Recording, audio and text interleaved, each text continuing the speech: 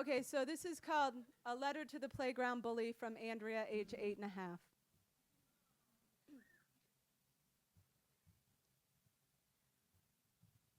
Maybe there are cartwheels in your mouth.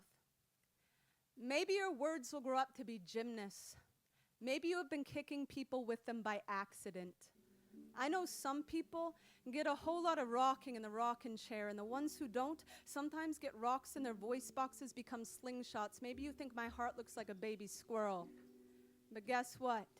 You absolutely miss when you tell the class I have head lice, because guess what? I 100% absolutely did not have lice, and even if I do, it is a fact that head lice prefer clean heads over dirty ones. So either way, I'm as clean as a whistle on a teapot. My mother says it is totally fine if I blow off steam. As long as I speak in an octave, my kindness can still reach. My kindness knows mermaids never ever miss their legs in the water, because there are better ways to move through an ocean than kicking. So guess what? If I ever have my own team, I am picking everyone first, even Shappy and the worst kids and the kids with the stutters, because I know all of us are scratched, even if you can't hear it when we speak. My mother says most people have heartbeats that are knocking on doors that will never ever open, and I know my heart is a broken freezer chest because I can never keep anything frozen. So no, I am not always crying.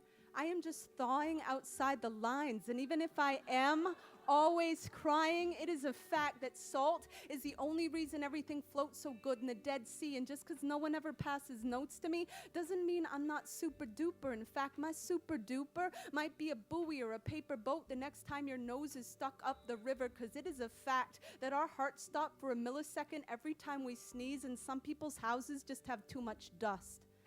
Some people's fathers are like addicts. I've heard addicts have monsters in their walls and shaky stairs. You know, if I lived in a house that had an attic, I think I'd nightmare a burglar in my safety chest. And maybe I'd look for rest in the sticks and stones, because my mother says a kid can only swallow so much punch before he's drunk on his own fist. But the only drunk I ever known was sleeping in the alley behind my church, and Jesus turned water into his wine. So even God has his bad days. But on your bad days, couldn't you just say, hey, I'm having a bad day?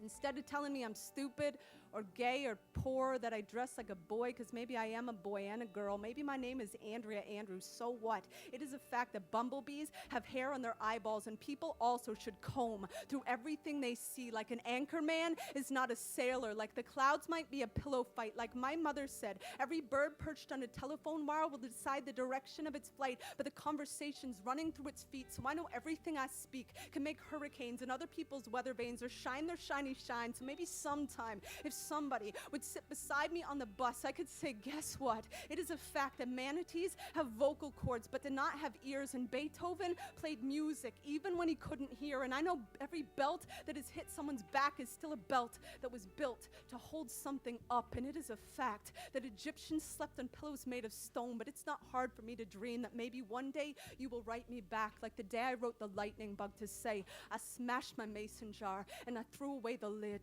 I didn't want to take a chance that I'd grow up to be a war.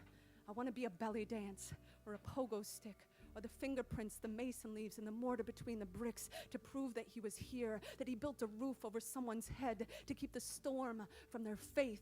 My mother says that's why we all were born, and I think she's right. So write back soon. Sincerely yours.